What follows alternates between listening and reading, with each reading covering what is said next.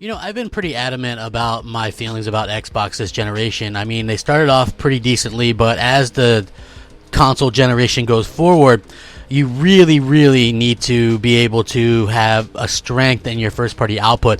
It's supposed to continually get better as it goes along, and it looks like we're not getting that from Microsoft, but rather Sony looks like they're not even going to have as much of a struggle as what they've had recently. And what I mean by that is this staggering news, although take it with a grain of salt for right now, does sound to be pretty dang interesting and does sound pretty amazing if it is true, and could be something very bad for Microsoft. So let's get started. What's up, everybody? Crapgamer here with Crapgamer Reviews, back with another video. Thank you guys so much for checking it out. I appreciate it. Like, share, subscribe. I would appreciate that as well. It helps out the channel and it would mean a lot to me personally. Hey, by all means, you know, become a member of the channel, hit the bell, all that kind of good stuff really does help out and means a lot to me, so thank you guys so much. Now, this news sounds incredible. Silent Hill soft reboot being worked on. Silent Hill's revival possible too by Sony. So according to a new report, suggested that this is actually real, and then development began over a year ago. According to this, a trio of developers from the original game, which is very important, are working on Silent Hill soft reboot. And I will link this article so you can check it out. The project is being pushed by Sony. Japan Studio is reportedly working on the Silent Hill soft reboot, including some members who worked on the survival horror stealth franchise Siren. That's not all, as Sony is also reportedly trying to patch up the damaged relationship between Konami and Kojima Productions in order to make Silent Hills.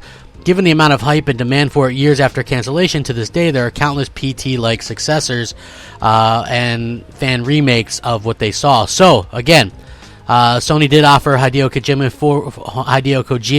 full creative freedom to make Silent Hills, and he has a great relationship with Sony. So basically, Sony is funding this, gets the rights to do this. It would be PlayStation exclusive, and just imagine how huge that would be. Like, Sony gets it, you know, and look, I'm not going to just sit there and bash Microsoft and be like, oh, well, Microsoft this or Microsoft that.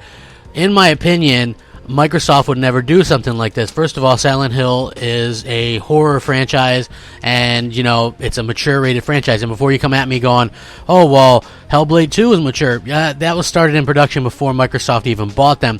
I still think that Microsoft takes issue with those type of games, and so, you know, again, to me, this is indicative of why Sony always wins. They're thinking what people want, and, you know, Silent Hill is a huge franchise that a lot of people have been asking for, particularly if they can get both Silent Hills made by Kojima and then also a new soft reboot as well.